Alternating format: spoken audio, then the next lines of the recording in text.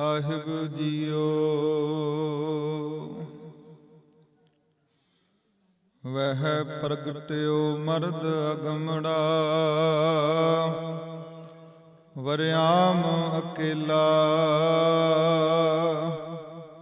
ਵਾਹ ਵਾਹ ਗੋਬਿੰਦ ਸਿੰਘ ਆਪੇ ਗੁਰ ਚੇਲਾ। ਮਨ ਚਾਉ ਪਿਆ ਪ੍ਰਭ ਆਗਮ ਸੁਣਿਆ, ਹਰ ਮੰਗਲ ਗਾਉ ਸਖੀ ਗ੍ਰਹਿ ਆਨੰਦ ਬਣਿਆ। ਵਿਸਰ ਨਹੀਂ ਦਾਤਾਰ ਆਪਣਾ ਨਾਮ ਦੇਹੋ, ਗੁਣ ਗਾਵਾਂ ਦਿਨ ਰਾਤ ਨਾਨਕ ਚਾਉ ਇਹੋ। ਸੁਣੀ ਅਰਦਾਸ ਸੁਆਮੀ ਮੇਰੇ, ਸਰਬ ਕਲਾ ਬਣਾਈ।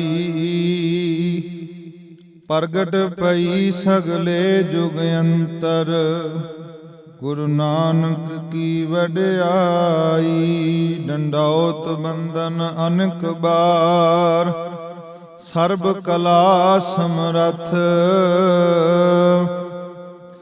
ਡੋਲਨ ਤੇ ਰਾਖੋ ਪ੍ਰਭੂ, ਨਾਨਕ ਦੇ ਕਰ ਹੱਥ। ਨਿਮਾਣਿਓ ਕੇ ਮਾਨ, ਨਿਤਾਣਿਓ ਕੇ ਤਾਨ। ਨਿਉਟਿਓ ਕੀ ਓਟ, ਨਿਆਸਰਿਓ ਕੇ ਆਸਰੇ। ਨਿਪਤਿਓ ਕੀ ਪਤ, ਨਿਗਤਿਓ ਕੀ ਗਤ। ਨਿਧਰਿਓ ਕੀ ਧਿਰ, ਹਾਜ਼ਰਾ ਹਜੂਰ। ਜਾਹਰਾ ਜਹੂਰ, ਨਾਮ ਕੇ ਜਹਾਜ। ਬਾਣੀ ਕੇ ਬੋਹਿਤ,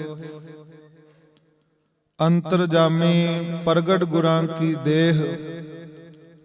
ਗੁਰਤਾ ਗੱਦੀ ਤੇ ਬਿਰਾਜਮਾਨ। ਧੰਨ ਧੰਨ ਧੰਨ ਧੰਨ ਧੰਨ ਸਾਹਿਬ ਗੁਰੂ ਗ੍ਰੰਥ ਸਾਹਿਬ ਜੀ ਕੀ ਹਜ਼ੂਰੀ ਅੰਦਰ ਜੁੜ ਮਿਲ ਬੈਠੇ ਸਨਮਾਨਯੋਗ ਗੁਰੂ ਰੂਪ ਗੁਰੂ ਖਾਲਸਾ ਸਾਧ ਸੰਗਤ ਜੀ।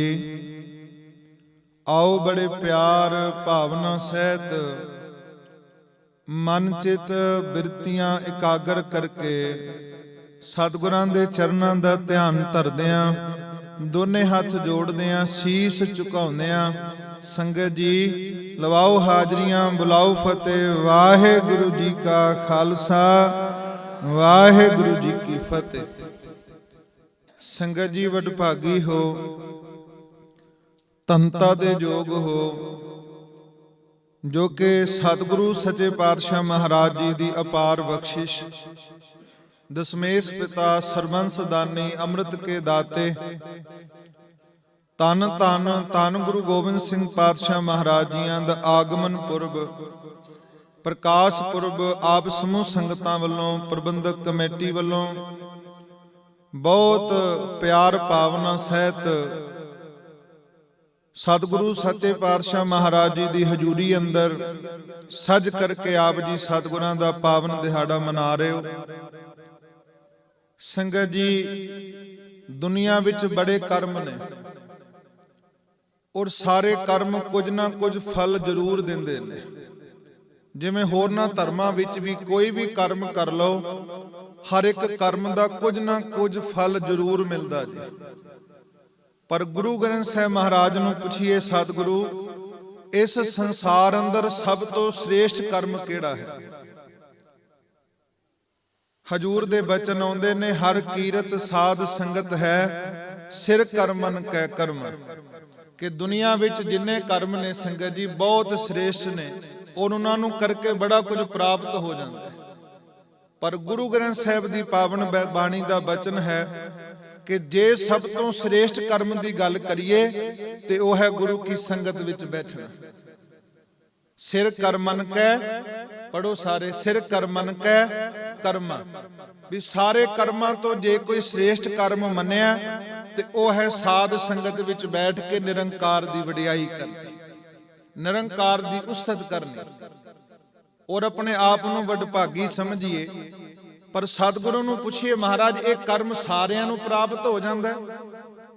ਸੰਗਤ ਜੀ, ਜਿੱਥੇ ਅੱਜ ਅਸੀਂ ਕਲਗੀਧਰ ਪਾਤਸ਼ਾਹ ਦਾ ਆਗਮਨ ਪੁਰਬ ਮਨਾ ਰਹੇ ਹਾਂ, ਪਾਤਸ਼ਾਹ ਨੂੰ ਪੁੱਛੀਏ ਇਹ ਸਾਰਿਆਂ ਦੇ ਲੇਖੇ ਵਿੱਚ ਹੈ? ਭਾਵ ਸਾਰੇ ਇਸ ਰਸ ਨੂੰ ਮਾਣ ਸਕਦੇ ਆ? ਹਜੂਰ ਕਹਿੰਦੇ ਨਹੀਂ। ਕਹੋ ਨਾਨਕ ਤਿਸ ਭਇਓ ਪ੍ਰਾਪਤ ਜਿਸ ਪੁਰਬ ਲਿਖੇ ਕਾ ਲੈਣਾ। ਵੀ ਜਿਹਦੇ ਪੁਰਬਲੇ ਕਰਮਾਂ ਵਿੱਚ ਮਹਾਰਾਜ ਇਹ ਸਾਧ ਸੰਗਤ ਕਰਨ ਦਾ, ਨਿਰੰਕਾਰ ਦੀ ਵਡਿਆਈ ਕਰਨ ਦਾ ਮਹਾਰਾਜ ਪੁਰਬਲੇ ਕਰਮਾਂ ਵਿੱਚ ਲੇਖ ਲਿਖ ਦਿੰਦੇ ਸੰਗਤ ਜੀ, ਉਹ ਇਹ ਸੰਗਤ ਵਿੱਚ ਬੈਕੁੰਠ ਵਿੱਚ ਆਨੰਦ ਮਾਣਦਾ ਜੀ। ਪਹਿਲੀ ਕਰਮ ਮੈਂ ਬੇਨਤੀ ਕਰਾਂ ਸੰਗਤ ਜੀ, ਸਭ ਤੋਂ ਸ੍ਰੇਸ਼ਟ ਕਰਮ ਹੈ ਸਾਧ ਸੰਗਤ ਕਰਨੀ। ਔਰ ਸਾਧ ਸੰਗਤ ਵਿੱਚ ਕਰਨਾ ਕੀ ਹੈ?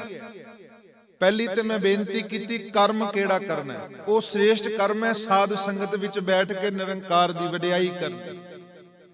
ਪਰ ਸੰਗਤ ਵਿੱਚ ਵਡਿਆਈ ਕਰਨ, ਪਰਮੇਸ਼ਰ ਦਾ ਜਿਹੜਾ ਨਾਮ ਹੈ ਸੰਗਤ ਜੀ, ਉਹਦੇ ਬਾਬਤ ਅਸੀਂ ਪੜ੍ਹਦੇ ਹਾਂ ਅਮੁੱਲ ਗੁਣ ਅਮੁੱਲ ਵਪਾਰ, ਅਮੁੱਲ ਵਪਾਰੀਏ ਅਮੁੱਲ ਭੰਡਾਰ। ਚਾਰ ਬੇਨਤੀਆਂ ਗੁਰੂ ਨਾਨਕ ਸਾਹਿਬ ਨੇ ਕੀਤੀਆਂ।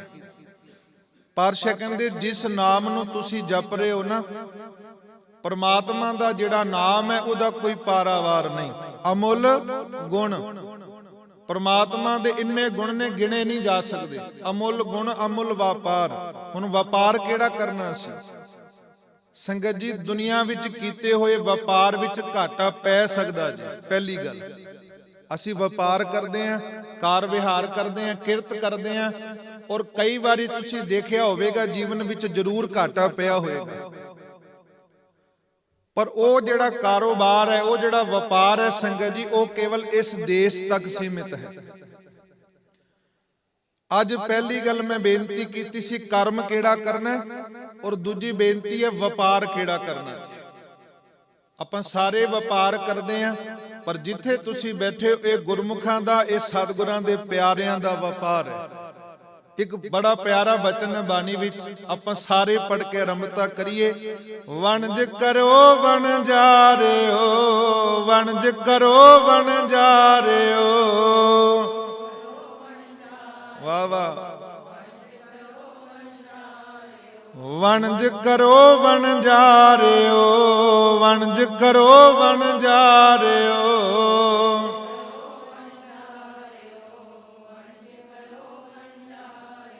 ਵਖਰ ਲੇਹੋ ਸਮਾਲ, ਵਖਰ ਲੇਹੋ ਸਮਾਲ।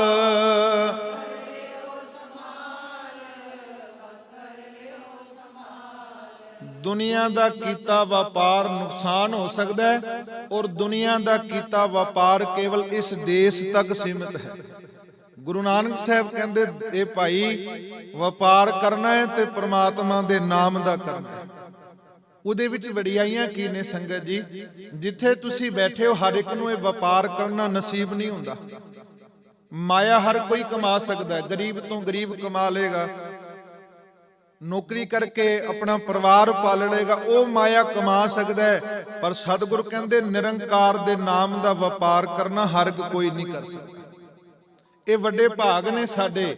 ਅੱਜ ਅਸੀਂ ਗੁਰੂ ਗ੍ਰੰਥ ਸਾਹਿਬ ਦੀ ਹਜ਼ੂਰੀ ਅੰਦਰ ਇਸ ਨਾਮ ਦੇ ਵੰਡ ਦਾ ਵਪਾਰ ਕਰ ਰਹੇ ਹਾਂ। ਸਤਿਗੁਰ ਕਹਿੰਦੇ ਅਮੁੱਲ ਗੁਣ ਅਮੁੱਲ ਵਪਾਰ। ਸੰਗਤ ਜੀ, ਦੁਨੀਆ ਦੇ ਕੀਤੇ ਵਪਾਰ ਦੀ ਕੋਈ ਹੱਦ ਹੈ? ਆਪ ਜਾਣਦੇ ਹੋ ਨਾ ਵੀ ਲੱਖ ਕਮਾ ਲੇਗਾ, ਕਰੋੜ ਅਰਬ ਖਰਬ ਕਮਾ ਲੇਗਾ, ਇੱਕ ਸੀਮਤ ਹੋ ਸਕਦੀ ਕਿ ਇਸ ਤੋਂ ਬਾਅਦ ਨਹੀਂ। ਪਰ ਗੁਰੂ ਨਾਨਕ ਸਾਹਿਬ ਕਹਿੰਦੇ ਦੁਨੀਆ ਦੇ ਲੋਕੋ, ਪਰਮਾਤਮਾ ਦੇ ਨਾਮ ਦੇ ਵਪਾਰ ਦੀ ਸੀਮਾ ਕੋਈ ਨਹੀਂ ਹੈ। ਆਖੋ ਸਤਨਾਮ ਅਮੁੱਲ ਵਪਾਰ। ਕਿ ਪ੍ਰਮਾਤਮਾ ਦਾ ਨਾਮ ਜਿਹੜਾ ਵਪਾਰ ਹੈ ਉਹ ਪਾਰਾਵਾਰ ਤੋਂ ਰਹਿਤ ਹੈ। ਜਿੰਨਾ ਮਰਜ਼ੀ ਕਰੀ ਜਾਓ, ਜਿੰਨਾ ਮਰਜ਼ੀ ਲਾਹਾ ਖੱਟ ਲਓ। ਤੇ ਅਗਲਾ ਬਚਨ ਪਾਤਸ਼ਾਹ ਜੀ ਨੇ ਉਹ ਕੀਤਾ, ਸਾਡੇ ਬਾਬਤ ਮਹਾਰਾਜ ਨੇ ਬਚਨ ਕੀਤੇ। ਹਜੂਰ ਕਹਿੰਦੇ ਅਮੁੱਲ ਵਪਾਰੀਏ। ਅਸੀਂ ਵਪਾਰ ਕਰ ਰਹੇ ਨਾ ਸੰਗਤ ਜੀ ਬੈਠ ਕੇ ਇੱਥੇ। ਪਾਤਸ਼ਾਹ ਕਹਿੰਦੇ ਅਮੁੱਲ ਵਪਾਰੀਏ ਅਮੁੱਲ ਭੰਡਾਰ। ਤੀਜਾ ਬਚਨ ਹੈ ਅਮੁੱਲ ਵਪਾਰੀਏ। ਕਿ ਸਤਿਗੁਰ ਕਹਿੰਦੇ ਜਿਹੜੇ ਇਸ ਨਾਮ ਦਾ ਵਪਾਰ ਕਰਦੇ ਨੇ ਉਹਨਾਂ ਦਾ ਵੀ ਕੋਈ ਪਾਰਾਵਾਰ ਨਹੀਂ। ਤੁਸੀਂ ਬੈਠੇ ਹੋ, ਹਜੂਰ ਕਹਿੰਦੇ ਇਸ ਪਾਰਾਵਾਰ ਦੀ ਕੋਈ ਸੀਮਾ ਨਹੀਂ, ਕੋਈ ਕੀਮਤ ਨਹੀਂ। ਪਰ ਕੋਈ ਕਰ ਲੇ ਇਸ ਵਪਾਰ ਨੂੰ। ਤੇ ਚੌਥਾ ਬਚਨ ਕੀ ਹੈ? ਅਮੁੱਲ ਭੰਡਾਰ। ਸੰਗਤ ਜੀ, ਇਹ ਖਜ਼ਾਨੇ ਸਦਾ ਹੀ ਭਰੇ ਰਹਿੰਦੇ ਨੇ। ਜਿਉਂ-ਜਿਉਂ ਤੁਸੀਂ ਇਸ ਖਜ਼ਾਨੇ ਨੂੰ ਖਰਚ ਕਰੋਗੇ ਤਿਉਂ-ਤਿਉਂ ਖਜ਼ਾਨੇ ਵੱਧਦੇ ਰਹਿਣਗੇ। ਇੱਕ ਮੇਰੇ ਸਤਿਗੁਰ ਦਾ ਬੜਾ ਪਿਆਰਾ ਵਚਨ, ਕਹਿੰਦੇ ਇਹੋ ਵਪਾਰ ਵਿਰਲਾ ਵਪਾਰ ਹੈ। ਇਹ ਸਾਰੇ ਇਸ ਵਪਾਰ ਨੂੰ ਵਿਆਜਦੇ ਨਹੀਂ, ਸਾਰੇ ਇਸ ਵਪਾਰ ਨੂੰ ਕਰਦੇ ਨਹੀਂ। ਸਤਿਗੁਰ ਕਹਿੰਦੇ ਬਹੁਤ ਘੱਟ ਨੇ ਜਿਹੜੇ ਇਸ ਵਪਾਰ ਨੂੰ ਕਰਦੇ ਨੇ। ਇਹੋ ਵਪਾਰ ਵਿਰਲਾ ਵਪਾਰ ਹੈ, ਨਾਨਕ ਤਾਕੈ ਸਦ ਬਲਿਹਾਰ। ਹਜੂਰ ਕਹਿੰਦੇ ਮੈਂ ਉਹ ਤੋਂ ਬਾਹਰ ਨਹੀਂ ਜਾਂਦਾ। ਸੰਗਤ ਜੀ, ਇਹ ਖਜ਼ਾਨੇ ਦੀ ਕਦੇ ਤੋਟ ਨਹੀਂ ਆਉਂਦੀ। ਪਾਤਸ਼ਾਹ ਦਾ ਇੱਕ ਬਚਨ ਆਉਂਦਾ, ਕਹਿੰਦੇ ਪੀਊ ਦਾਦੇ ਕਾ ਖੋਲ ਡਿੱਠਾ ਖਜ਼ਾਨਾ, ਤਾ ਮੇਰਾ ਮਨ ਭਇਆ ਨਿਦਾਨਾ। ਖਾਵੋ ਖਰਚੋ ਰਲ ਮਿਲ ਭਾਈ, ਤੋਟ ਨਾ ਆਵੇ ਵੱਧ ਦੋ ਜਾਈ। ਜਦੋਂ ਕੋਈ ਗੁਰੂ ਕਾ ਸਿੱਖ, ਗੁਰਮੁਖ ਜਨ, ਗੁਰੂ ਕੇ ਪਿਆਰੇ ਭਗਤ ਜਨ ਇਸ ਵਪਾਰ ਨੂੰ ਖਰਚਦੇ ਨੇ, ਪਾਤਸ਼ਾਹ ਕਹਿੰਦੇ ਇਹ ਵਪਾਰ ਵੱਧਦਾ ਜਾਂਦਾ ਹੈ, ਦੂਣਾ ਤੇ ਚੌਣਾ ਹੁੰਦਾ ਜਾਂਦਾ ਹੈ। ਇਸ ਵਪਾਰ ਵਿੱਚ ਇਹ ਵੱਡੀ ਵਡਿਆਈ ਹੈ। ਸੋ ਸੰਗਤ ਜੀ, ਸਤਿਗੁਰਾਂ ਨੇ ਬਖਸ਼ਿਸ਼ ਕੀਤੀ ਹੈ। ਪਾਤਸ਼ਾਹ ਕਹਿੰਦੇ ਇਸ ਵਪਾਰ ਦੇ ਵਿੱਚ ਵੱਡੀ ਵਡਿਆਈ ਕੀ ਹੈ? ਪ੍ਰਬੰਧਕ ਜਨਾਂ ਵੱਲੋਂ ਇਹ ਉਪਰਾਲਾ ਕੀਤਾ ਗਿਆ, ਆਪ ਜੀ ਲਾਹਾ ਲੈ ਰਹੇ ਹੋ। ਮੈਂ ਬੇਨਤੀ ਕੀਤੀ ਸੀ ਵਣਜ ਕਰੋ ਵਣਜਾ ਰਹੇ ਹੋ, ਵੱਖਰ ਲਿਓ ਸਮਾਲ। ਪਾਤਸ਼ਾਹ ਕਹਿੰਦੇ ਦੁਨੀਆ ਦਾ ਕੀਤਾ ਵਪਾਰ ਕੇਵਲ ਇਸ ਦੇਸ਼ ਤੱਕ ਸੀਮਿਤ ਹੈ, ਤੇ ਜਿਨ੍ਹਾਂ ਨੇ ਨਾਮ ਦਾ ਵਪਾਰ ਕੀਤਾ ਸੰਗਤ ਜੀ, ਜੈਸੀ ਵਸਤ ਵਿਸਾਹੀ ਹੈ, ਜੈਸੀ ਵਸਤ ਵਿਸਾਹੀ ਹੈ,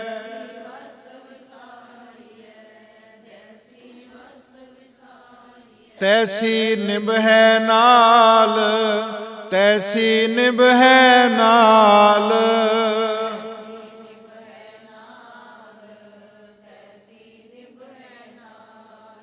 ਤੈਸੀ ਨਿਭੈ ਨਾਲ, ਤੈਸੀ ਨਿਭੈ ਨਾਲ।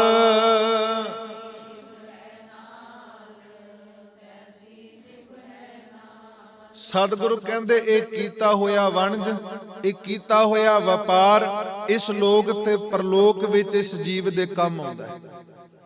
ਔਰ ਜਿੱਥੇ ਮਰਜੀ ਇਸ ਵਪਾਰ ਦਾ ਕੀਤਾ ਹੋਇਆ ਧਨ ਮਨੁੱਖ ਖਰਚ ਕਰ ਸਕਦਾ ਹੈ। ਸੰਗਤ ਜੀ, ਸੱਚ ਜਾਣਿਓ, ਦੁਨੀਆ ਦਾ ਕੀਤਾ ਵਪਾਰ, ਦੁਨੀਆ ਦਾ ਕਮਾਇਆ ਹੋਇਆ ਧਨ ਕਈ ਵਾਰੀ ਹੁੰਦਿਆਂ ਸੁਣਦਿਆਂ ਕੰਮ ਨਹੀਂ ਆਉਂਦਾ। ਕਈ ਵਾਰੀ ਜੀਵਨ ਵਿੱਚ ਇਸ ਤਰ੍ਹਾਂ ਬਤੀਤ ਹੁੰਦਾ ਹੈ ਕਿ ਮਾਇਆ ਬੈਂਕ 'ਚ ਪਈ ਹੈ ਪਰ ਮਨੁੱਖ ਕਢਾ ਨਹੀਂ ਸਕਦਾ। ਪਰ ਇਹ ਵਪਾਰ ਐਸਾ ਸੰਗਤ ਜੀ, ਤੁਸੀਂ ਹਰ ਵੇਲੇ ਦਿਨ ਦੇ 24 ਘੰਟੇ ਵਿੱਚ ਜਿੱਥੇ ਮਰਜੀ ਹੋ, ਕਈ ਥਾਵਾਂ ਤੇ ਸੰਗਤ ਜੀ ਦੁਨੀਆ ਦਾ ਵਪਾਰ ਕੀਤੇ ਆ, ਬੈਂਕ ਨਹੀਂ ਹੁੰਦੀ, ATM ਨਹੀਂ ਹੁੰਦਾ, ਪਰ ਦੇਖਿਓ ਮੇਰੇ ਮਾਲਿਕ ਦਾ ਵਪਾਰ ਕੈਸਾ ਹੈ। ਹਜੂਰ ਕਹਿੰਦੇ ਸਿੱਖਾ 24 ਘੰਟਿਆਂ ਵਿੱਚ ਨਹੀਂ, ਸਾਰੀ ਜ਼ਿੰਦਗੀ ਜਿੱਥੇ ਮਰਜੀ ਹੋਵੇਂ ਤੂੰ, ਭਾਵੇਂ ਜੰਗਲ ਹੋਵੇ, ਭਾਵੇਂ ਸ਼ਹਿਰ ਹੋਵੇ, ਭਾਵੇਂ ਪਿੰਡ ਤੇ ਨਗਰ ਹੋਵੇ, ਦੇਸ਼ ਪਰਦੇਸ ਹੋਵੇ, ਤੇਰੇ ਕੋਲ ਕਮਾਇਆ ਹੋਇਆ ਧਨ ਹੋਵੇ, ਤੂੰ ਜਿੱਥੇ ਮਰਜੀ ਖਰਚ ਸਕਦਾ।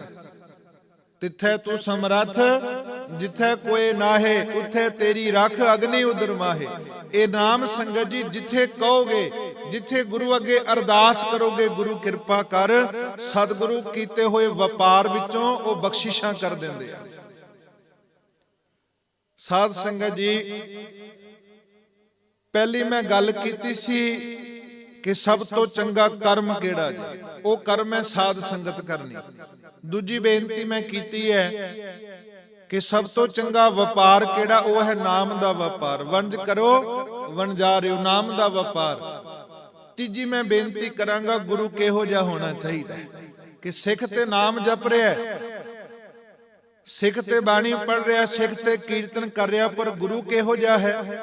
ਅੱਜ ਦਾ ਸਮਾਂ ਤੁਸੀਂ ਦੇਖੋਗੇ, ਬਾਣੀ ਦੇ ਵਿੱਚ ਕਲਗੀਧਰ ਪਾਤਸ਼ਾਹ ਦਾ ਬਚਨ ਆਉਂਦਾ, ਘਰ ਘਰ ਹੋਏ ਬਹਿਣਗੇ ਗਮ, ਕਿ ਕੁਝ ਸਮਾਂ ਕਲਯੁਗ ਦਾ ਐਸਾ ਆਵੇਗਾ ਘਰ ਘਰ ਵਿੱਚ ਗੁਰੂ ਜੰਮਣਗੇ। ਤੇ ਅੱਜ ਸਮਾਂ ਦੇਖੋ, ਜਿਨ੍ਹਾਂ ਗੁਰੂਆਂ ਦੇ ਨਾਮ ਨਹੀਂ ਕਦੇ ਲਏ ਸੀ, ਅੱਜ ਉਹ ਗੁਰੂ ਕਿੰਨਾ ਕੁ ਸਾਧ ਸੰਗਤ ਜੀ ਦੰਬੀ ਪਖੰਡੀ ਗੁਰੂ ਪੈਦਾ ਹੋ ਗਏ।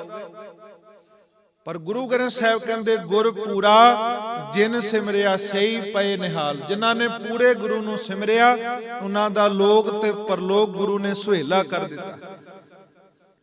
ਗੁਰੂ ਹਰਗੋਬਿੰਦ ਸਾਹਿਬ ਦੇ ਕੋਲ ਕੁਝ ਸਿੱਖਾਂ ਨੇ ਬੇਨਤੀ ਕੀਤੀ, ਪਾਤਸ਼ਾਹ ਅਸੀਂ ਬੜਾ ਸੁਣਿਆ ਕਿ ਗੁਰੂ ਕਿੰਨੇ ਪ੍ਰਕਾਰ ਦੇ ਨੇ। ਕੋਈ ਗੁਰੂ ਆਪਣੇ ਆਪ ਨੂੰ ਸਤਿਗੁਰੂ ਕਹਿ ਰਿਹਾ, ਕੋਈ ਗੁਰੂ ਕਹਿ ਰਿਹਾ, ਕੋਈ ਕੁਝ ਕਹਿ ਕੇ ਪੁਕਾਰ ਰਿਹਾ। ਪਾਤਸ਼ਾਹ ਗੁਰੂ ਕਿੰਨੇ ਕੁ ਪ੍ਰਕਾਰ ਦੇ ਨੇ ਸੰਸਾਰ ਵਿੱਚ। ਸੰਗਤ ਜੀ, ਸਾਨੂੰ ਗੁਰੂ ਗ੍ਰੰਥ ਸਾਹਿਬ ਤੇ ਮਾਣ ਹੋਣਾ ਚਾਹੀਦਾ, ਸਾਨੂੰ ਆਪਣੇ ਗੁਰੂ ਤੇ ਫਕਰ ਹੋਣਾ ਚਾਹੀਦਾ। ਗੁਰੂ ਹਰਗੋਬਿੰਦ ਸਾਹਿਬ ਕਹਿੰਦੇ, ਸਿੱਖੋ ਅੱਜ ਦੇ ਸਮੇਂ ਵਿੱਚ, ਪਿਛਲੇ ਸਮਿਆਂ ਵਿੱਚ ਗੁਰੂ 4 ਪ੍ਰਕਾਰ ਦੇ ਮੰਨੇ। ਸਤਿਗੁਰੂ ਕਿਰਪਾ ਕਰਕੇ ਆਪ ਜੀ ਸਾਨੂੰ ਖੁਲਾਸਾ ਕਰਕੇ ਦੱਸੋ। ਤੇ ਗੁਰੂ ਹਰਗੋਬਿੰਦ ਸਾਹਿਬ ਨੇ ਕਿਹਾ, ਪਹਿਲੇ ਗੁਰੂ ਨੇ ਭ੍ਰਿੰਗੀ ਗੁਰੂ। ਕਵਿਰਾਜ ਲਿਖਦੇ ਨੇ, ਗੁਰੂ ਹਰਗੋਬਿੰਦ ਸਾਹਿਬ ਨੇ ਕਿਹਾ ਪਹਿਲੇ ਗੁਰੂ ਨੇ ਸੰਸਾਰ ਵਿੱਚ ਬਹੁਤ ਤਾਦਾਦ ਵਿੱਚ ਭ੍ਰਿੰਗੀ ਗੁਰੂ ਨੇ। ਕਹਿੰਦੇ ਮਹਾਰਾਜ ਉਹ ਕਿਵੇਂ? ਕਹਿੰਦੇ ਭ੍ਰਿੰਗੀ ਇੱਕ ਕੀੜਾ ਸੰਗਤ ਜੀ। ਉਹ ਕੀੜਾ ਇਸ ਤਰ੍ਹਾਂ ਦਾ ਹੈ ਕਿ ਕੁਝ ਆਪਣੇ ਵਰਗੇ ਚੰਗੇ ਕੀੜਿਆਂ ਦੇ ਕੋਲ ਜਦੋਂ ਉਹ ਜਾਂਦਾ ਹੈ, ਉਹ ਆਪਣਾ ਮੂੰਹ ਉਹਨਾਂ ਕੀੜਿਆਂ ਨਾਲ ਜਦੋਂ ਜੋੜ ਕੇ ਉਹ ਆਪਣੀ ਆਵਾਜ਼ ਕੱਢਦਾ ਹੈ। ਕਹਿੰਦੇ ਕੁਝ ਸਮੇਂ ਬਾਅਦ ਉਹ ਜਿਹੜੇ ਦੂਜੇ ਕੀੜੇ ਨੇ ਭ੍ਰਿੰਗੀ ਵਾਂਗੂ ਆਵਾਜ਼ ਕੱਢਣਾ ਸ਼ੁਰੂ ਕਰ ਦਿੰਦੇ ਆ। ਕੁਝ ਸਮੇਂ ਬਾਅਦ ਉਹ ਕੀੜੇ ਜਿਹੜੇ ਨੇ ਉਹ ਭ੍ਰਿੰਗੀ ਵਾਂਗੂ ਆਵਾਜ਼ ਕੱਢਦੇ ਆ। ਭਾਵ ਕੁਝ ਗੁਰੂ ਇਸ ਤਰ੍ਹਾਂ ਦੇ ਨੇ ਸੰਸਾਰ ਵਿੱਚ ਕਿ ਕੁਝ ਕਿਸਮ ਦੇ ਲੋਕਾਂ ਨੂੰ ਹੀ ਆਪਣੇ ਵਰਗਾ ਬਣਾ ਸਕਦੇ ਆ, ਬਾਕੀ ਨੂੰ ਨਹੀਂ ਬਣਾ ਸਕਦੇ। ਭ੍ਰਿੰਗੀ ਗੁਰੂ ਜਿਹੜੇ ਕੁਝ ਕਿਸਮ ਦੇ ਲੋਕਾਂ ਨੂੰ, ਜਿਵੇਂ ਭ੍ਰਿੰਗੀ ਇੱਕ ਕੀੜਾ ਕੇਵਲ ਕੁਝ ਕਿਸਮ ਦੇ ਲੋਕਾਂ ਨੂੰ ਆਪਣੀ ਆਵਾਜ਼ ਦੇ ਸਕਦਾ ਹੈ, ਬਾਕੀਆਂ ਨੂੰ ਨਹੀਂ ਦੇ ਸਕਦਾ। ਸਤਿਗੁਰੂ ਦੂਜਾ ਪਾਤਸ਼ਾਹ ਕਹਿੰਦੇ, ਦੂਜੇ ਕੁਝ ਸੰਸਾਰ ਵਿੱਚ ਗੁਰੂ ਨੇ 52 ਚੰਦਨ ਗੁਰੂ। ਪਾਤਸ਼ਾਹ ਕਹਿੰਦੇ ਨੇ ਜਿਵੇਂ ਜੰਗਲ ਵਿੱਚ ਚੰਦਨ ਦਾ ਦਰਖਤ ਹੈ ਔਰ ਕਈ ਵਾਰੀ ਹਵਾ ਝੁੱਲਦੀ ਹੈ, ਕੁਝ ਮਹੀਨੇ ਐਸੇ ਆਉਂਦੇ ਨੇ ਸਾਲ ਵਿੱਚ ਕਿ ਜਦੋਂ ਹਵਾ ਝੁੱਲਦੀ ਹੈ ਉਹ ਚੰਦਨ ਦੇ ਵਿੱਚੋਂ ਖੁਸ਼ਬੂ ਨਿਕਲਦੀ ਹੈ ਤੇ ਜਿਹੜੇ ਨੇੜੇ ਦੇ ਦਰਖਤ ਨੇ ਉਹ ਚੰਦਨ ਦੀ ਖੁਸ਼ਬੂ ਦੇਣਾ ਆਰੰਭ ਕਰ ਦਿੰਦੇ ਆ। ਪਰ ਸੰਗਤ ਜੀ ਸੱਚ ਜਾਣਿਓ, ਪਾਤਸ਼ਾਹ ਕਹਿੰਦੇ ਜਿੰਨੇ ਚੰਦਨ ਦੇ ਨੇੜੇ ਦਰਖਤ ਨੇ ਨਾ, ਉਹ ਜਦੋਂ ਕੁਝ ਮਹੀਨੇ ਆਉਂਦੇ ਨੇ ਸਾਲ ਵਿੱਚ, ਜਦੋਂ ਉਹ ਹਵਾ ਛੱਡਦਾ ਤੇ ਨਾਲ ਦੇ ਦਰਖਤ ਉਹਦੀ ਹਵਾ ਨੂੰ ਕੈਚ ਕਰਦੇ ਤੇ ਉਹਦੀ ਖੁਸ਼ਬੂ ਆਪਣੇ ਅੰਦਰ ਪੈਦਾ ਕਰ ਲੈਂਦੇ ਆ। ਪਰ ਸੱਚ ਜਾਣਿਓ, ਸਤਿਗੁਰ ਕਹਿੰਦੇ ਇੱਕ ਬਾਂਸ ਐਸਾ ਹੈ, ਉਹਦੇ ਕੋਲ ਰਹਿੰਦੇ ਆ ਵੀ ਜਿੰਨਾ ਮਰਜ਼ੀ ਉਹਨੂੰ ਨੇੜੇ ਉਹਦੇ ਹੋਵੇ ਪਰ ਉਹਦੇ ਅੰਦਰ ਖੁਸ਼ਬੂ ਨਹੀਂ ਜਾਂਦੀ। ਸਤਿਗੁਰੂ ਕਹਿੰਦੇ ਕੁਝ ਸੰਸਾਰ ਵਿੱਚ ਗੁਰੂ ਐਸੇ ਨੇ ਜਿਹੜੇ ਭਾਈ ਉਹ ਕੇਵਲ ਕੁਝ ਕਿਸਮ ਦੇ ਬੰਦਿਆਂ ਨੂੰ ਆਪਣੀ ਖੁਸ਼ਬੂ, ਆਪਣਾ ਉਪਦੇਸ਼ ਦੇ ਸਕਦੇ ਆ, ਬਾਕੀ ਉਹ ਅਹੰਕਾਰੀਆਂ ਨੂੰ, ਨਿਗੁਰਿਆਂ ਨੂੰ ਆਪਣੇ ਵਰਗਾ ਨਹੀਂ ਬਣਾ ਸਕਦੇ। ਜਿਵੇਂ ਚੰਦਨ ਸੰਗਤ ਜੀ ਬਾਂਸ ਨੂੰ ਆਪਣੀ ਸੁਗੰਧ ਨਹੀਂ ਦੇ ਸਕਦਾ। ਤੀਜੇ ਗੁਰੂ ਸਤਿਗੁਰੂ ਕੌਣ ਨੇ? ਤੇ ਪਾਤਸ਼ਾਹ ਕਹਿੰਦੇ ਤੀਜੇ ਉਹ ਨੇ ਪਾਰਸ ਗੁਰੂ। ਉਹ ਕਿਸਮ ਦੇ ਗੁਰੂ ਨੇ ਜਿਨ੍ਹਾਂ ਕੋਲ ਸਾਧ ਸੰਗਤ ਜੀ ਜਦੋਂ ਪਾਰਸ ਦੇ ਕੋਲ ਆਈਏ, ਪਾਰਸ ਐਸਾ ਸਾਧ ਸੰਗਤ ਜੀ ਧਾਤੂ ਹੈ ਜਿਹਦੇ ਕੋਲ ਜਦੋਂ ਲੋਹਾ ਜਾਂਦਾ ਹੈ ਜਾਂ ਹੋਰ ਕਿਸਮ ਦੀਆਂ ਕੁਝ ਧਾਤਾਂ ਜਾਂਦੀਆਂ ਨੇ, ਪਾਰਸ ਉਹਨਾਂ ਨੂੰ ਸੋਨਾ ਬਣਾ ਦਿੰਦਾ ਹੈ। ਪਾਰਸ ਵਿੱਚ ਇਹ ਵਡਿਆਈ ਹੈ, ਪਾਰਸ ਉਹਨਾਂ ਨੂੰ ਸੋਨਾ ਬਣਾ ਸਕਦਾ ਹੈ। ਪਰ ਗੁਰੂ ਹਰਗੋਬਿੰਦ ਸਾਹਿਬ ਕਹਿੰਦੇ ਕੁਝ ਕਿਸਮ ਦੇ ਗੁਰੂ ਇਸ ਤਰ੍ਹਾਂ ਦੇ ਸੰਸਾਰ ਵਿੱਚ ਉਹ ਆਪਣੇ ਵਰਗਾ, ਆਪਣੇ ਗੁਣ ਉਹਨੂੰ ਦੇ ਸਕਦੇ ਨੇ ਪਰ ਆਪਣੇ ਵਰਗਾ ਨਹੀਂ ਬਣਾ ਸਕਦੇ। ਪਰ ਸਤਿਗੁਰੂ ਕਹਿੰਦੇ ਨੇ ਗੁਰੂ ਗ੍ਰੰਥ ਸਾਹਿਬ ਜੀ ਇਹੋ ਜਿਹੇ ਗੁਰੂ ਨੇ ਸੰਸਾਰ ਵਿੱਚ। ਸਤਿਗੁਰੂ ਕਹਿੰਦੇ ਗੁਰੂ ਗ੍ਰੰਥ ਸਾਹਿਬ ਜੀ ਦੀਪਕ ਗੁਰੂ ਹਨ। ਆਖੋ ਸਤਨਾਮ। ਸਤਿਗੁਰ ਦਾ ਇੱਕ ਬਚਨ ਹੁੰਦਾ, ਗੁਰ ਦਾਤਾ ਗੁਰ ਹਿਵੈ ਘਰ, ਗੁਰ ਦੀਪਕ ਤੇਹੋ ਲੋਏ, ਅਮਰ ਪਦਾਰਥ ਨਾਨਕਾ ਮਨ ਮਾਨਿਆ ਸੁਖ ਹੋਏ। ਕਹਿੰਦੇ ਗੁਰੂ ਦਾਤਾਂ ਦੇਣ ਵਾਲਾ ਹੈ ਤੇ ਗੁਰ ਦੀਪਕ ਤੇਹੋ ਲੋਏ। ਸੰਗਤ ਜੀ ਗੁਰੂ ਗ੍ਰੰਥ ਸਾਹਿਬ ਜੀ ਦੀਪਕ ਗੁਰੂ ਹਨ। ਬੜੀ ਵਾਰੀ ਗੁਰੂ ਗ੍ਰੰਥ ਸਾਹਿਬ ਵਿੱਚ ਬਚਨ ਆਇਆ, ਉਹ ਕਿਵੇਂ ਨੇ? ਸਤਿਗੁਰੂ ਕਹਿੰਦੇ ਗੁਰੂ ਗ੍ਰੰਥ ਸਾਹਿਬ ਦੀ ਜੋਤ ਲਟ ਲਟ ਬਲ ਰਹੀ ਹੈ ਔਰ ਹਜ਼ਾਰਾਂ ਨਹੀਂ ਲੱਖਾਂ ਦੀਵੇ ਬੁਝੇ ਹੋਏ ਹੋਣ। ਆ ਕਰਕੇ ਸੰਗਤ ਜੀ ਉਹ ਦੀਵੇ ਜਦੋਂ ਗੁਰੂ ਗ੍ਰੰਥ ਸਾਹਿਬ ਦੀ ਬਖਸ਼ਿਸ਼ ਦੇ ਨਾਲ ਹਜੂਰ ਕਹਿੰਦੇ ਕੋਈ ਇੱਕ ਗੁਰਮੁਖ ਪਿਆਰਾ ਜਗਿਆ ਹੋਵੇ ਉਹ ਹਜ਼ਾਰਾਂ ਨੂੰ ਜਗਾ ਸਕਦਾ। ਤੇ ਇੱਕ ਦੀਵਾ ਬਲਦਾ ਹੋਵੇ ਲਟ ਲਟ, ਹਜ਼ਾਰਾਂ ਦੀਵੇ ਬੁਝੇ ਹੋਣ ਤੇ ਹਜ਼ਾਰਾਂ ਦੀਵੇ ਜਦੋਂ ਉਹਦੇ ਨਾਲ ਬਲਣਗੇ ਤੇ ਜਿਹੜਾ ਬਲਦਾ ਦੀਵਾ ਉਹਨੂੰ ਫਰਕ ਕੋਈ ਨਹੀਂ ਪੈਂਦਾ। ਸਤਿਗੁਰੂ ਕਹਿੰਦੇ ਗੁਰੂ ਗ੍ਰੰਥ ਸਾਹਿਬ ਦੀਪਕ ਗੁਰੂ ਹਨ, ਗੁਰ ਦੀਪਕ ਤੇਹੋ ਲੋਏ। ਸੰਗਤ ਜੀ ਅਸੀਂ ਵਡਭਾਗੀ ਆ ਕਿ ਜੋ ਸਾਨੂੰ ਧੰਨ ਗੁਰੂ ਗ੍ਰੰਥ ਸਾਹਿਬ ਜੀ ਦੀ ਨਿੱਘੀ ਗੋਦ ਦੀ ਬਖਸ਼ਿਸ਼ ਪ੍ਰਾਪਤ ਹੋਈ। मैं बेनती करा ऐसा गुरु संसार विच नहीं। सतगुरु पातशाह दा एक बचन आउंदा, गुरु गुरु गुर कर मन मोर, गुरु बिना मैं नाही हो। गुर की टेक रहो दिन रात, जाकी कोई ना मेटे दात। संगत जी जदों किते गुरु घर आउणा, मैं बेनती करा गुरु सारे साडियां भेटावां जरूर मंजूर कर लैंदा, पर साडे मन विच भावना होवे, साडे मन विच गुरु प्रति प्यार होवे। गुरु अर्जन साहब का समा मैं बेनती करा संगत जी, जदों गुरु अर्जन साहब जी नगर विच आए ते सारियां संगतां गुरु पातशाह जी नूं भेटा करन आईयां, ते कोई दुसाले भेट कर रहा, कोई कुछ भेट कर रहा। मैं बेनती करा जदों किते आउंदे हो मन विच प्यार भावना ते उत्साह ते सतगुरां लई विराग, सतगुरां लई प्यार साडे मनां विच होना चाहिए। कहंदे भाई इतिहास लिखदा, भाई गरीबू आया आकर के लैन लगी हुई सी बहुत, ते संगत जी जदों देखिया कि बहुत गुरु के सिख बहुत बहुत पिटावां दे रहे ने, इन्ने साध संगत जी अपने परने विच एक गुड़ दी चिक्की इन्ने बनी हुई सी, रेवड़ी गुड़ दी रेवड़ी बनी हुई सी, ते इन्ने देखिया कि बहुत सिख वड्डियां वड्डियां पिटावां दे रहे ने, ते मैं ये पिटावां दे के बहुत भाव मेरे कोल तां तुछ भेटा है। जदों संगत जी इहदा नंबर आया, मत्था टेक के सब तो पिछे बैठ गया। मैं सतगुरां अगे बेनती करदा, सतगुरु आप जी धन हो। साध संगत जी गुरु ग्रंथ साहब वर्गा गुरु नहीं हो सकता संसार विच।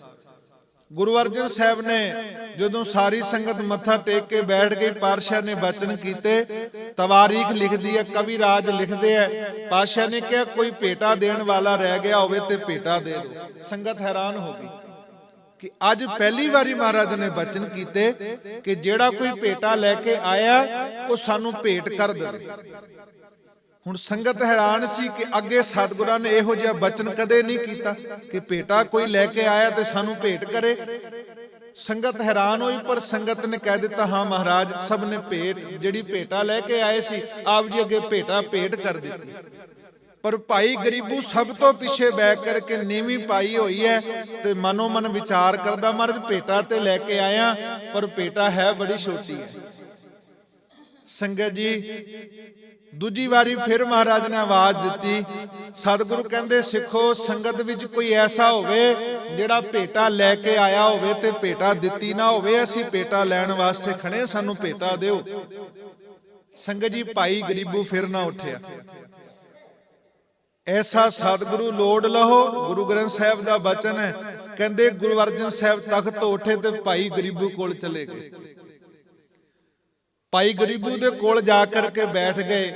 कहंदे भाई गरीबू भेटा लैके आया? कहंदे हाँ महाराज लैके आया। कहंदे साध संगत जी तवारीख लिख दी है। भाई गरीबू दे रोंगटे खड़े हो गए, मन तार तार अखां विचों हंझू बहन लग पे, मन विरागी हो गया, गला भर आया भाई गरीबू दा। कहंदा हाँ महाराज भेटा लैके तां आया, पर खोलण दी हिम्मत नहीं। सत श्री अकाल। भाई गरीबू कहंदा महाराज भेटा लैके आया, पर खोलण दी हिम्मत नहीं। संगत जी किन्ना कु प्यार गुरु सिख नाल करदा है। देखियो तुसी भेटा लैके आयो, प्रेम दी भेटा लैके आयो। अज कलगीधर पातशाह दा गुरपुरब मना रहे हो। महाराज ने यह होका दिता संसार नू, साच कहो सुन लेहो सबे जिन प्रेम कियो तिन ही प्रभ पायो। गोबिंद भाओ भगत दा भुखा। ठीक है, सानू माया अजकल प्रबंधक जनां नू बहुत साध संगत जो संगतां तो, क्योंकि सारा कुछ संगतां दे जरिए चलदा। पर संगत जी भाई गरीबू मनो मन कहंदा महाराज भेटा ते लैके आया, पर खोलण दी हिम्मत नहीं। मेरे सतगुरु किन्ना को प्यार करदे होणगे। भाई गरीबू मनो मन अरदास करदा महाराज कृपा करो, तेरे भरोसे प्यारे, तेरे भरोसे प्यारे,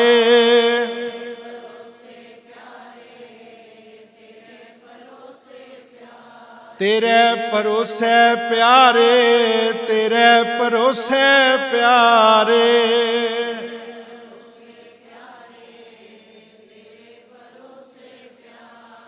मैं लाड लडाया, मैं लाड लडाया,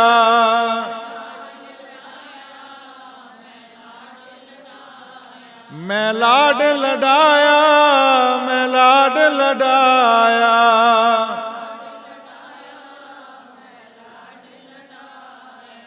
ਸੰਗਤ ਜੀ, ਗੁਰੂ ਅਰਜਨ ਦੇਵ ਪਾਤਸ਼ਾਹ ਭਾਈ ਗਰੀਬੂ ਦੇ ਕੋਲ ਬੈਠ ਗਏ। ਸਭ ਤੋਂ ਪਿੱਛੇ ਬੈਠਿਆ ਸੀ, ਮਰਦ ਕੋਲ ਚਲੇ ਗਏ। ਤਵਾਰੀਖ ਜੋ ਲਿਖਦੀ ਹੈ ਨਾ, ਭਾਈ ਕਵੀ ਰਾਜ ਲਿਖਦੇ, ਮਰਦ ਕੋਲ ਬੈਠ ਗਏ ਤੇ ਭਾਈ ਗਰੀਬੂ ਦੀ ਜਿਸ ਸੰਗਤ ਜੀ ਪੱਲੇ ਵਿੱਚ ਗੁੜ ਦੀ ਚਿੱਕੀ ਬੰਨੀ ਹੋਈ ਸੀ, ਰੇਵੜੀ ਬੰਨੀ ਹੋਈ ਸੀ, ਤਵਾਰੀਖ ਲਿਖਦੀ ਹੈ ਗੁਰੂ ਅਰਜਨ ਦੇਵ ਸਾਹਿਬ ਨੇ ਆਪ ਖੋਲੀ ਹੈ। ਆਖੋ ਸਤਨਾਮ। ਆਪ ਖੋਲ ਕਰਕੇ ਸੰਗਤ ਜੀ ਗੁਰੂ ਹਰਗੋਬਿੰਦ ਸਾਹਿਬ ਨੇ ਉਹ ਖਾਧੀ ਹੈ। ਤੇ ਮਹਾਰਾਜ ਨੇ ਉੱਥੇ ਬਚਨ ਕੀ ਕੀਤਾ? ਕਹਿੰਦੇ ਇਹ ਤਾਂ ਜਾਰੋ ਜਾਰ ਰੋਣ ਲੱਗ ਪਿਆ, ਮਨ ਭਰ ਆਇਆ, ਗਲਾ ਭਰ ਆਇਆ। ਤੇ ਪਾਤਸ਼ਾਹ ਨੂੰ ਕਹਿੰਦਾ, ਸੱਚੇ ਪਾਤਸ਼ਾਹ, ਸੁਣਿਆ ਤੂੰ ਗਰੀਬ ਨਿਵਾਜ ਹੈ, ਪਰ ਅੱਜ ਮੈਂ ਦੇਖਿਆ ਤੂੰ ਵਾਕਈ ਗਰੀਬਾਂ ਨੂੰ ਨਿਵਾਜਣ ਵਾਲਾ। ਸੰਗਤ ਜੀ, ਮਹਾਰਾਜ ਨੇ ਉੱਥੇ ਬਹਿ ਕੇ ਖਾਈ ਤੇ ਸਤਿਗੁਰਾਂ ਨੇ ਜੋ ਉੱਥੇ ਬਚਨ ਕੀਤੇ, ਕਹਿੰਦੇ ਭਾਈ ਗਰੀਬੂ, ਆ ਬਹੁਤ ਸੰਗਤਾਂ ਭੇਟਾਵਾਂ ਲੈ ਕਰਕੇ ਆਈਆਂ ਨੇ, ਵੱਡੇ ਵੱਡੇ ਦੁਸਾਲੇ, ਬਹੁਤ ਮਹਿੰਗੀਆਂ ਮਹਿੰਗੀਆਂ ਭੇਟਾਵਾਂ ਲੈ ਕੇ ਆਈਆਂ ਅੱਜ ਦੇ ਦਿਨ, ਪਰ ਸਭ ਤੋਂ ਜੇ ਮਹਿੰਗੀ ਭੇਟਾ ਹੈ ਉਹ ਤੇਰੀ ਭੇਟਾ ਹੈ। ਆਖੋ ਸਤਨਾਮ। ਸਭ ਤੋਂ ਮਹਿੰਗੀ ਜੇ ਭੇਟਾ ਅੱਜ ਦੇ ਦਿਨ ਭਾਈ ਗਰੀਬੂ, ਉਹ ਤੇਰੀ ਭੇਟਾ ਹੈ। ਸੋ ਮਹਾਰਾਜ ਨੇ ਗੱਲ ਵਕੜੀ ਲਈ। ਤਵਾਰੀਖ ਲਿਖਦੀ ਹੈ, ਮਹਾਰਾਜ ਨੇ ਪਿਆਰ ਕੀਤਾ ਤੇ ਕਿਹਾ, ਭਾਈ ਗਰੀਬੂ, ਤੇਰੀ ਸੇਵਾ ਪ੍ਰਵਾਨ ਹੈ ਤੇ ਤੇਰਾ ਲੋਕ ਤੇ ਪਰਲੋਕ ਸੁਹੇਲਾ ਕਰ ਦਿੱਤਾ। ਸੰਗਤ ਜੀ, ਸਮੇਂ ਵਿੱਚ ਰਹਿੰਦੇ ਆ, ਕਿਉਂਕਿ ਸਮਾਂ ਆਪ ਜੀ ਨੂੰ ਪਤਾ ਹੈ, ਸਮਾਂ ਮੇਰਾ ਸੀ ਪਹਿਲਾਂ ਕੁਝ, ਉਸ ਤੋਂ ਬਾਅਦ ਤਬਦੀਲ ਕੀਤਾ ਗਿਆ। ਪ੍ਰਬੰਧਕ ਜਨ ਬਹੁਤ ਉਪਰਾਲਾ ਕਰਦੇ ਆ ਕਿ ਸੰਗਤ ਜੁੜੇ, ਔਰ ਸੰਗਤ ਵਾਸਤੇ ਹੀ ਇਹ ਸਾਰੇ ਉਪਰਾਲੇ ਹੋਰ ਸੁਚੱਜੇ ਢੰਗ ਨਾਲ ਕਰਦੇ ਆ। ਆਓ ਜਿੰਨਾ ਸਮਾਂ ਬਚਿਆ ਮੈਂ ਬੇਨਤੀ ਕਰਾਂ, ਗੁਰੂ ਕਲਗੀਧਰ ਪਾਤਸ਼ਾਹ ਮਹਾਰਾਜ ਜੀ ਦੀ ਆਮਦ ਪਟਨੇ ਸਾਹਿਬ ਦੀ ਧਰਤੀ ਤੇ ਹੁੰਦੀ ਹੈ। ਸੰਗਤ ਜੀ, ਗੁਰੂ ਸਾਹਿਬ ਭਾਵੇਂ ਬਚਪਨ ਦੇ ਉਹ ਪਹਿਲੀ ਅਵਸਥਾ ਹੈ ਜਾਂ ਉਹ ਸਾਧ ਸੰਗਤ ਜੋ ਗੋਦਾਵਰੀ ਦਾ ਕੰਢਾ ਹੈ, ਮੈਂ ਬੇਨਤੀ ਕਰਾਂ, ਜਦੋਂ ਕੋਈ ਸਿੱਖ ਅਰਦਾਸ ਕਰਦਾ ਹੈ, ਗੁਰੂ ਅੱਜ ਵੀ ਉਹ ਅਰਦਾਸ ਨੂੰ ਪ੍ਰਵਾਨ ਕਰਦਾ ਹੈ। ਗੁਰੂ ਪਾਤਸ਼ਾਹ ਜੀ ਦੀ ਆਮਦ ਹੁੰਦੀ ਹੈ ਪਟਨੇ ਸਾਹਿਬ ਦੀ ਧਰਤੀ ਤੇ ਸੰਗਤ ਜੀ, ਪੰਜਾਬ ਦੀ ਧਰਤੀ ਤੇ ਭੀਖਣ ਸ਼ਾਹ ਅੱਜ ਪੂਰਬ ਵੱਲ ਨੂੰ ਨਵਾਜ਼ ਪੜਦਾ ਜੀ। ਸੰਗਤ ਜੀ, ਇਹ ਪਿਆਰ ਹੈ। ਜਦੋਂ ਭੀਖਣ ਸ਼ਾਹ ਨੇ ਨਿਵਾਜ ਭਰੀ ਪੂਰਬ ਵੱਲ ਨੂੰ, ਨਾਲ ਦੇ ਜਿਹੜੇ ਸਾਥੀ ਸਨ, ਸੇਵਕ ਸਨ, ਹੈਰਾਨ ਹੋ ਗਏ ਕਿ ਰੋਜ਼ਾਨਾ ਤੁਸੀਂ ਪੱਛਮ ਵੱਲ ਨਿਵਾਜ ਪੜ੍ਹਦੇ ਹੋ, ਅੱਜ ਪੂਰਬ ਵੱਲ ਪੜਨ ਦਾ ਕਾਰਨ ਕੀ ਹੈ? ਤੇ ਭੀਖਣ ਸ਼ਾਹ ਕਹਿੰਦਾ, ਉਹਨਾਂ ਨੇ ਬਚਨ ਕੀਤੇ ਕਿ ਅੱਜ ਉਹ ਅਕਾਲ ਪੁਰਖ ਆਪ 10ਵੇਂ ਜਾਮੇ ਵਿੱਚ ਆਇਆ। ਆਖੋ ਸਤਨਾਮ। ਤੇ ਸੰਗਤ ਜੀ, ਜਦੋਂ ਵੀ ਗੁਰੂ ਗੋਬਿੰਦ ਸਿੰਘ ਸਾਹਿਬ ਦਾ ਇਤਿਹਾਸ ਇੱਕ ਜਨਮ ਨਹੀਂ, ਕਈ ਜਨਮ ਬੀਤ ਜਾਣ ਤਾਂ ਨਹੀਂ ਸਤਿਗੁਰੂ ਦਾ ਕੋਈ ਇਤਿਹਾਸ ਸੁਣਾ ਸਕਦਾ। ਐਸਾ ਵਿਸ਼ਾਲ, ਐਸਾ ਵੱਡਾ ਔਰ ਐਸਾ ਗੁਰੂ ਕਲਗੀਧਰ ਪਾਤਸ਼ਾਹ ਦਾ ਜੀਵਨ ਹੈ, ਨਾ ਉਹਦੇ ਵਰਗਾ ਕਿਸੇ ਦਾ ਹੋਇਆ ਤੇ ਨਾ ਹੋਣਾ ਜੀ। ਗੁਰੂ ਕਲਗੀਧਰ ਪਾਤਸ਼ਾਹ ਜੀ ਆਨੰਦਪੁਰ ਸਾਹਿਬ ਦੀ ਧਰਤੀ ਤੇ ਬੈਠੇ ਨੇ। ਸੰਗਤ ਜੀ, ਭਾਈ ਸੈਂਦਾ ਜਿਹਦੇ ਬਾਬਤ ਇਤਿਹਾਸ ਲਿਖਦਾ ਹੈ ਕਿ ਇਹ ਰੋਜ਼ਾਨਾ ਦਾ ਕੰਮ ਕੀ ਕਰਦਾ ਕਿ ਛੋਟੀ ਜੀ ਇਹਦੀ ਬੇੜੀ ਹੈ, ਇੱਕ ਕੰਡੇ ਤੋਂ ਦੂਜੇ ਕੰਡੇ ਨੂੰ ਲੋਕਾਂ ਨੂੰ ਤਾਰਦਾ ਜੀ।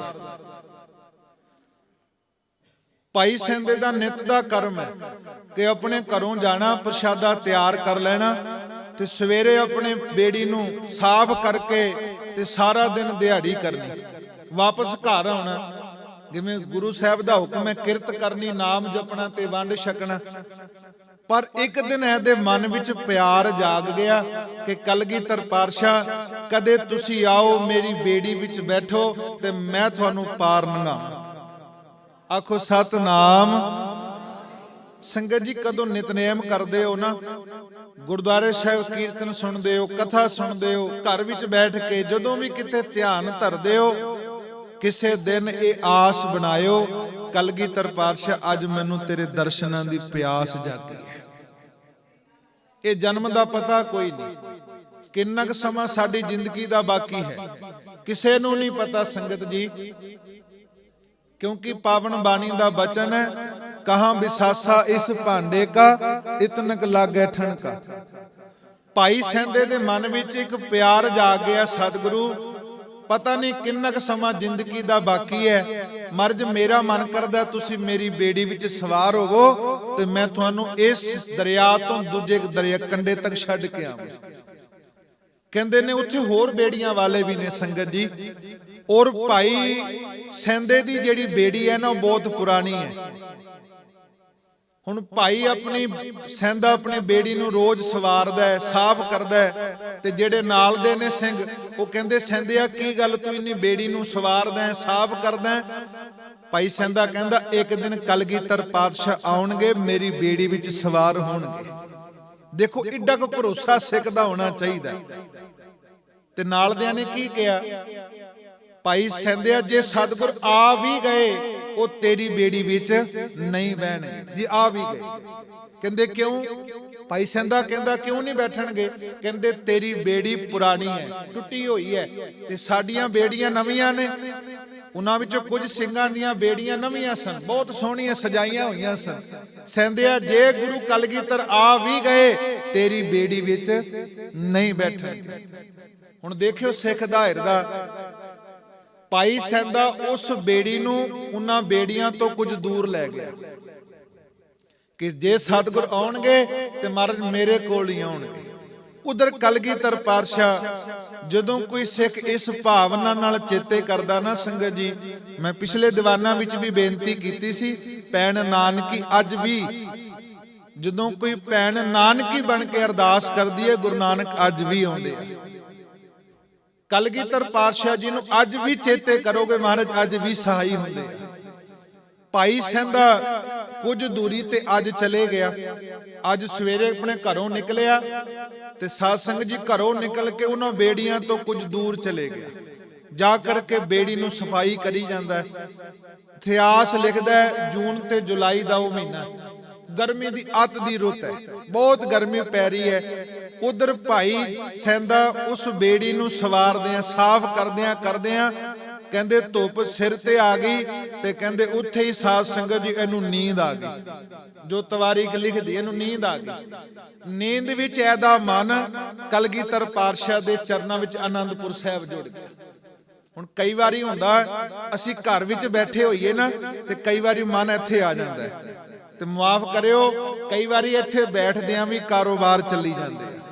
ਕਈ ਵਾਰੀ ਇੱਥੇ ਬੈਠਿਆਂ ਵੀ ਸਾਡੀਆਂ ਮਾਤਾਵਾਂ ਭੈਣਾਂ ਸਾਡੇ ਵੀਰ ਮੇਰੇ ਵਰਗੇ ਵੀ, ਮੈਂ ਵਿੱਚ ਹੀ ਆ ਤੁਹਾਡੇ, ਕਈ ਵਾਰੀ ਸਾਡਾ ਮਨ ਗੁਰੂ ਗ੍ਰੰਥ ਸਾਹਿਬ ਦੀ ਹਜ਼ੂਰੀ ਅੰਦਰ ਬੈਠਿਆਂ ਵੀ ਕਾਰੋਬਾਰ ਕਰਨ ਲੱਗ ਪੈਂਦਾ, ਘਰ ਦੇ ਕੰਮ ਕਰਨ ਲੱਗ ਪੈਂਦਾ। ਪਰ ਉਹ ਭਾਈ ਸਹਿੰਦਾ ਤਨਤਾ ਦੇ ਯੋਗ ਹੈ, ਜੋ ਕਿ ਬੇੜੀ ਨੂੰ ਸਾਫ਼ ਕਰਦਿਆਂ ਮਨ ਵਿੱਚ ਵਿਰਾਗ ਦਰਸ਼ਨਾਂ ਦੀ ਤਾਂਗ ਕਰਦਿਆਂ ਅੱਜ ਆਨੰਦਪੁਰ ਸਾਹਿਬ ਜਾ ਪਹੁੰਚਿਆ। ਸਰੀਰ ਕਰਕੇ ਤਾਂ ਬੇੜੀ ਵਿੱਚ ਹੈ, ਪਰ ਮਨ ਕਰਕੇ ਗੁਰੂ ਸਾਹਿਬ ਦੇ ਚਰਨ ਫੜ ਲਏ। ਸਤਿਗੁਰੂ ਕਲਗੀਧਰ ਪਾਤਸ਼ਾਹ ਜੀ ਉੱਠੇ ਆ, ਕਹਿੰਦੇ ਭਾਈ ਦਇਆ ਸਿੰਘ ਘੋੜਾ ਤਿਆਰ ਕਰੋ ਅਸੀਂ ਜਾਣਾ। ਮਹਾਰਾਜ ਜੀ ਦੀ ਛੇਤੀ? ਕਹਿੰਦੇ ਹਾਂ, ਧੁੱਪ ਬਹੁਤ ਜ਼ਿਆਦਾ ਹੈ, ਸਾਡਾ ਪਿਆਰਾ ਸੇਵਕ ਇੱਕ ਬੇੜੀ ਵਿੱਚ ਸਾਡੇ ਚਰਨਾਂ ਦਾ ਧਿਆਨ ਕਰਕੇ ਨੀਂਦ ਵਿੱਚ ਹੋ ਗਿਆ। ਮਹਾਰਾਜ ਕੁਝ ਸਿੰਘਾਂ ਨੂੰ ਨਾਲ ਲੈ ਕਰਕੇ ਘੋੜਿਆਂ ਤੇ ਸਵਾਰ ਹੋ ਕੇ ਉਸ ਦਰਿਆ ਤੇ ਪੁੱਜੇ ਆ।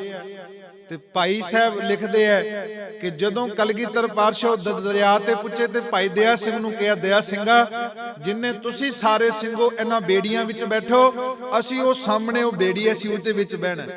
ਕਹਿੰਦੇ ਮਹਾਰਾਜ ਉਹਦੇ ਵਿੱਚ ਕਿਉਂ, ਇਹ ਵਧੀਆ ਬੇੜੀਆਂ ਨੇ? ਕਹਿੰਦੇ ਨਹੀਂ, ਬੁਲਾਇਆ ਉਨਾ ਹੀ ਹੈ। ਆਖੋ ਸਤਨਾਮ। ਸੰਗਤ ਜੀ ਮਰਜ ਕੋਲ ਚਲੇ ਗਏ। ਮੈਂ ਸੱਚ ਕਹਿ ਰਿਹਾ ਸੰਗਤ ਜੀ, ਜਦੋਂ ਗੁਰੂ ਗ੍ਰੰਥ ਸਾਹਿਬ ਵਿੱਚੋਂ ਬਾਬਾ ਆਨੰਦ ਸਿੰਘ ਕਹਿੰਦੇ ਕਿਸੇ ਵਾਸਤੇ ਗੁਰੂ ਗ੍ਰੰਥ ਸਾਹਿਬ ਕੇਵਲ ਅੱਖਰ ਨੇ, ਪਰ ਜਦੋਂ ਮੇਰੀ ਅੱਖਾਂ ਨਾਲ ਦੇਖੋਗੇ ਗੁਰੂ ਗ੍ਰੰਥ ਸਾਹਿਬ ਵਿੱਚੋਂ ਇੱਕ ਇੱਕ ਅੱਖਰ ਵਿੱਚੋਂ ਗੁਰੂ ਨਾਨਕ ਦੇ ਦਰਸ਼ਨ ਹੁੰਦੇ ਆ। ਸਤਿ ਸ੍ਰੀ ਅਕਾਲ। ਕਿਉਂਕਿ ਬਾਣੀ ਦੇ ਵਿੱਚ ਬਚਨ ਹੈ, ਬਾਣੀ ਗੁਰੂ ਹੈ ਬਾਣੀ, ਵਿੱਚ ਬਾਣੀ ਅੰਮ੍ਰਿਤ ਸਾਰੇ। ਜਦੋਂ ਧੰਨ ਗੁਰੂ ਗ੍ਰੰਥ ਸਾਹਿਬ ਦੀ ਬਾਣੀ ਵਿੱਚੋਂ ਇਹ ਆਸ ਕਰਕੇ ਆਓਗੇ ਕਿ ਗੁਰੂ ਕਲਗੀਧਰ ਪਾਤਸ਼ਾਹ ਮੈਨੂੰ ਦਰਸ਼ਨ ਚਾਹੀਦੇ ਆ, ਬਾਣੀ ਵਿੱਚ ਜ਼ਰੂਰ ਦਰਸ਼ਨ ਹੋਣਗੇ, ਇਹ ਭਾਵਨਾ ਹੋਵੇ ਸਾਡੇ ਮਨ ਵਿੱਚ। ਨਹੀਂ ਤੇ ਬਾਣੀ ਦਾ ਇੱਕ ਬੜਾ ਪਿਆਰਾ ਬਚਨ ਹੈ, ਲੋਕ ਜਾਣੈ ਇਹੋ ਗੀਤ ਹੈ, ਇਹੋ ਤੋ ਬ੍ਰਹਮ ਵਿਚਾਰ। ਰਹਿੰਦੀ ਵਿਚਾਰ ਮੈਂ ਬੇਨਤੀ ਕਰਾਂ, ਪਾਤਸ਼ਾਹ ਬੇੜੀ ਦੇ ਕੋਲ ਪੁੱਜ ਗਏ। ਭਾਈ ਸੈਂਦਾ ਸਤਿਗੁਰਾਂ ਦੇ ਚਰਨਾਂ ਵਿੱਚ ਆਨੰਦਪੁਰ ਸਾਹਿਬ ਪਹੁੰਚਿਆ।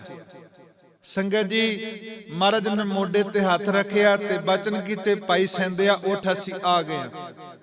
ਕਹਿੰਦੇ ਜਦੋਂ ਭਾਈ ਸੈਂਦੇ ਦੀਆਂ ਅੱਖਾਂ ਖੁੱਲੀਆਂ, ਕੀ ਦੇਖਦਾ ਕਿ ਜਿਸ ਸਤਿਗੁਰ ਵਾਸਤੇ ਬੇਨਤੀਆਂ ਕਰ ਰਿਹਾ, ਜਿਹਦੇ ਦਰਸ਼ਨਾਂ ਵਾਸਤੇ ਮੈਂ ਬੜੇ ਸਮੇਂ ਤੋਂ ਅਰਦਾਸਾਂ ਕਰਦਾ, ਅੱਜ ਕਲਗੀਧਰ ਪਾਤਸ਼ਾਹ ਦੇ ਦਰਸ਼ਨ ਹੋ ਗਏ।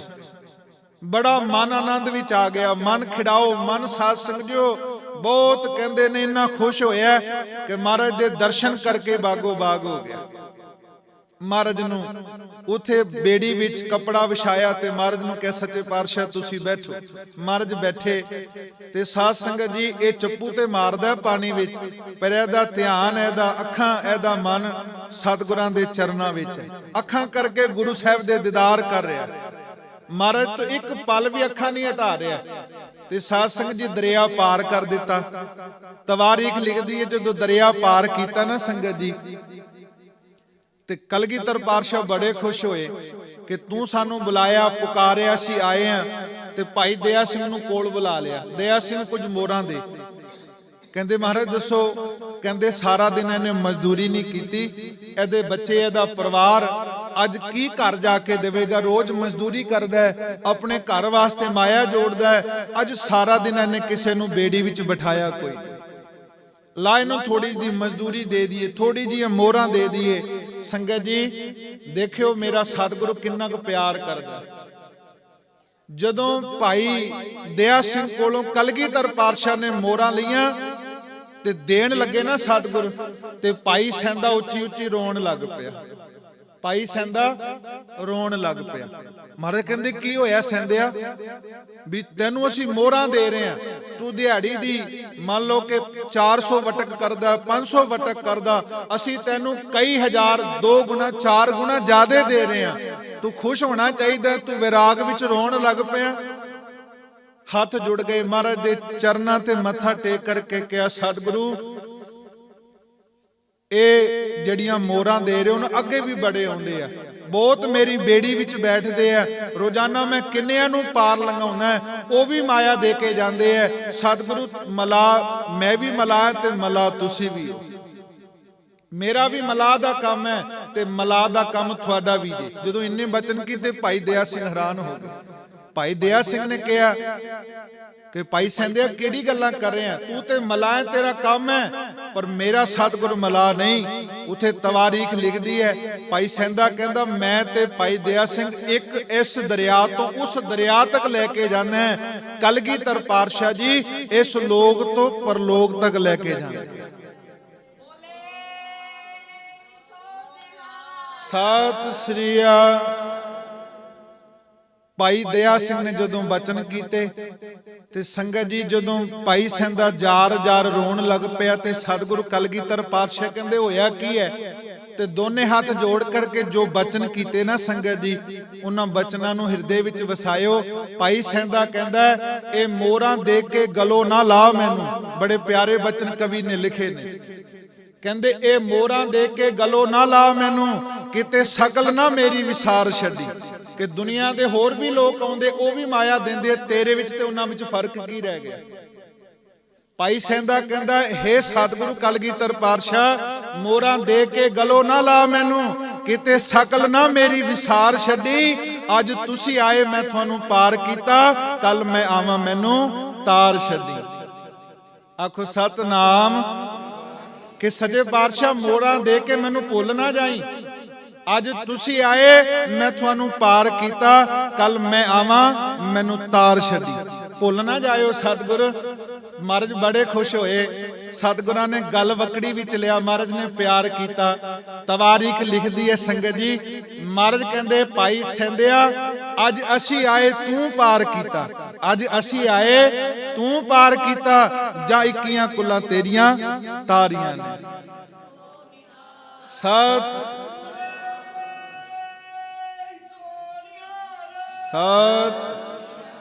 ਕਹਿੰਦੇ ਸੈਂਦਿਆ ਤੈਨੂੰ ਕੀ ਤਾਰਨਾ, ਅਸੀਂ ਤੇਰੀਆਂ 21 ਕੁਲਾਂ ਤਾਰੀਆਂ ਨੇ।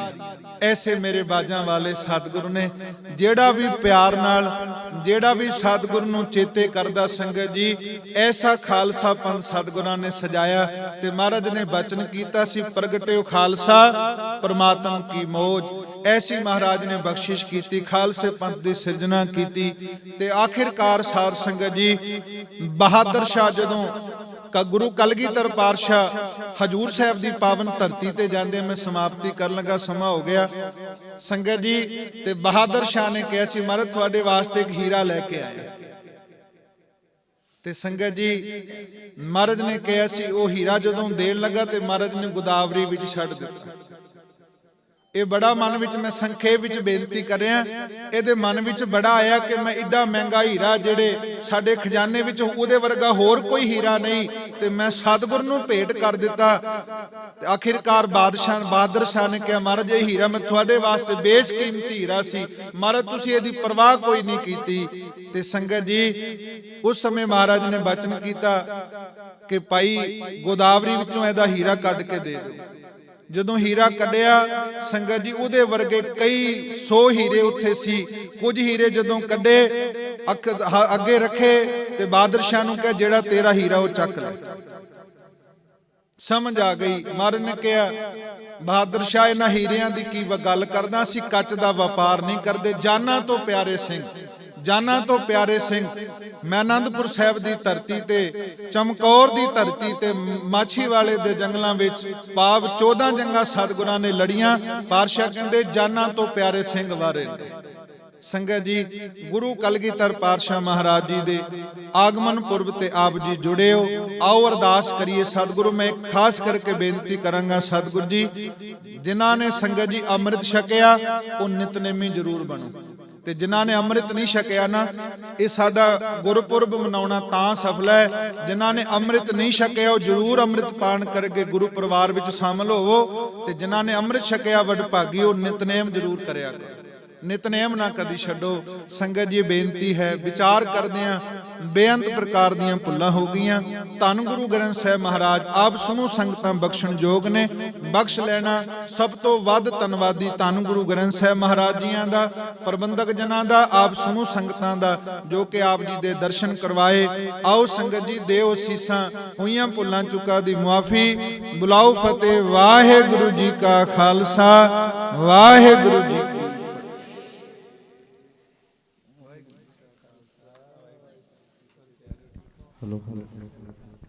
बोले